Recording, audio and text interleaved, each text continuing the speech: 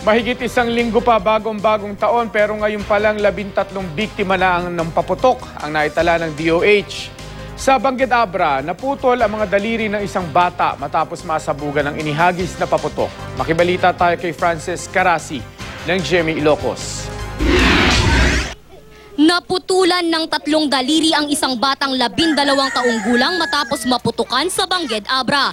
Ayon sa bata, mangangaroling sana siya kasama ang 2 niyang kaibigan. Nang hagisan sila ng paputok ng isang dumaang tricycle. Sumabog ito ng pulutin ng bata. Hindi naman daw niya kasi alam na paputok pala ang hinagis sa kanila. Inaalam pa kung anong uri ng paputok ang nakadisgrasya sa bata pati na ang taong naghagis nito.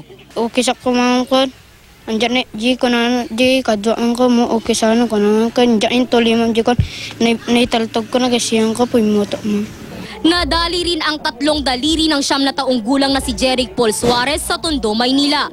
Hindi man naputol ang kanyang mga daliri, halos malapnos ang mga ito matapos sumabog sa kanyang kamay ang nilarong pikulo. Sa parehong ospital kung saan isinugod si Jeric, itinakbo ang 9 taong gulang na si Almar.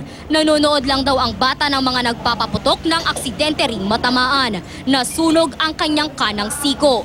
Para maiwasang may madisgrasya sa mga paputok, maigting ang pagbabantay ng Bureau of Fire Protection sa Vigan City. May mga nahuli ng nagtitinda ng iligal na paputok. Frances Carasi, Nagbabalita, Pilipinas.